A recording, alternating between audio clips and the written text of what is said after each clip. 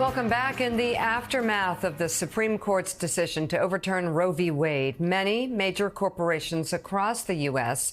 rolled out policies covering travel expenses for employees who need abortion or abortion care. But new research shows that while these policies are helping bring in new talent, they may be alienating current workers, especially men. Here to explain, Forbes women editor Maggie McGrath and MSNBC contributor and vice chair of the Forbes and Know Your Value 3050 Summit, Huma Abedin. Great to have you guys back. Maggie, your team at Forbes Women has been extensively covering the fall of Roe v. Wade and its repercussions. What exactly did this study find, and why does it matter in the grand scheme of things? Well, this study looked at data from Indeed and Glassdoor. It analyzed some 3 billion clicks on U.S. job postings, and it found an 8% increase in interest for the companies with job listings that had announced travel benefits, abortion care benefits, compared to companies that had not announced such policies. What's really interesting about this is the researchers said the increase in interest is the equivalent to what they would have seen had the listed salaries been 12% higher than what they were. So what this really shows is the important role that companies can play in a post-Roe environment. It shows that a lot of workers, and especially women and younger workers, really want to see their employers getting engaged in this issue.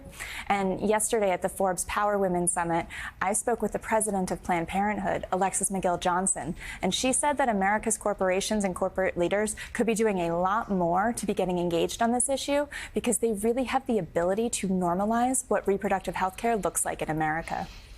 Yes, reproductive health care. And Huma, let's dig deeper into this. There was a difference between male-dominated companies versus companies with female CEOs, or ones primarily with a female workforce, right? There was. The research showed that companies led by women or who had predominantly women in the workforce did offer access to more abortion care. But there was something very interesting when there was a morass of information there. But when you take kind of this out of an academic conversation and look at the actual numbers, what it showed that the majority of workers under 40 wanted to work in places that had access to abortion care. And by the way, that included men, and that was regardless of their political affiliation. So 74% of men under 40 want to work in an environment that supports access to abortion. And when we're living in a time, there's a Gallup survey this summer that came out saying that 69% of Americans support abortion in the first 3 months of pregnancy. And so, yes, while you have women leading the way, companies like Eventbrite and Citigroup, I think what we're also seeing, these large corporations who are offering similar benefits within their companies like Amazon, Mika, and Lyft and Starbucks, led by men. And that's because they're seeing this as they should, by the way, as a healthcare issue for all that happens to also be good for business. Wow. And Huma, as you know, we've been seeing this battle on the political stage as well, nationally, from Republican Senator Tommy Tuberville continuing to block promotions of hundreds of military leaders in a move that's sort of, he says, meant to protest a policy that helps fund out-of-state travel for service members seeking abortion care.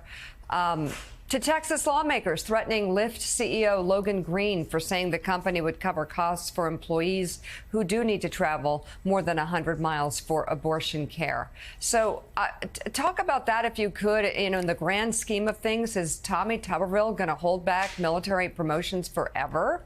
And what's going to be the reaction to all of this? I think it is so clear that there is confusion within that party, and they are struggling. There's no consistent message. You have this very crowded Republican presidential field.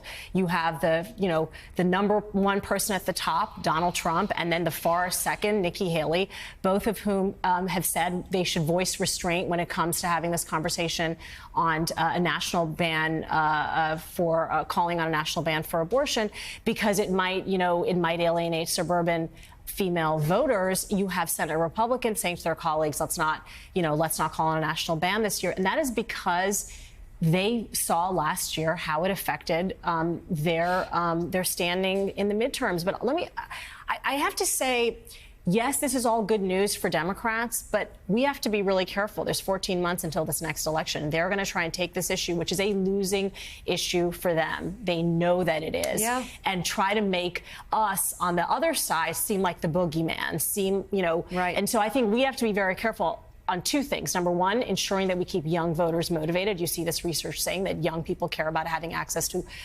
these basic healthcare rights, but also not making the Democrats seem like the other extreme. And that's what we have to remind people on a daily basis, that they're the ones.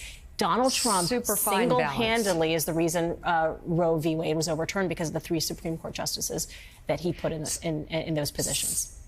So, Maggie, a number of women who have been fighting for reproductive rights made the Forbes Know Your Value 3rd annual 50 over 50 list. Tell us who they are. I love this.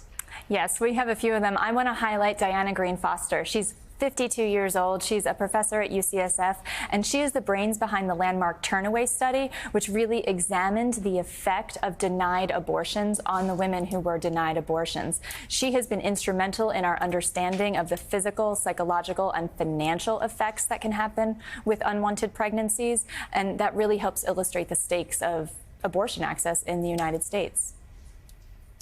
Maggie McGrath, Huma Abedin, thank you both. As always, thank you so much for being on. And for more information on this issue and on our 50-50 list and our upcoming 30-50 Summit, head over to knowyourvalue.com. And while you're there, we have a great feature about research that shows how women tend to be less confident than men, even when their abilities are equal or better, and how that can have dire effects on everybody in the workplace. I recently spoke with entrepreneur Lisa Sun about her new book on the 8 strengths that redefine confidence. And she explained how part of the problem stems from viewing confidence primarily through a male lens. The elephant in the room is that society has defined confidence as one thing. When you're told to be more confident, it's behavioral. It's speak up, throw back your chest, stand on a stage. It's very extroverted. It's one note. And what we've realized, if you look up the word confidence in the dictionary, it has nothing to do with performance or bravado or swagger. It's an understanding and appreciation of your own abilities.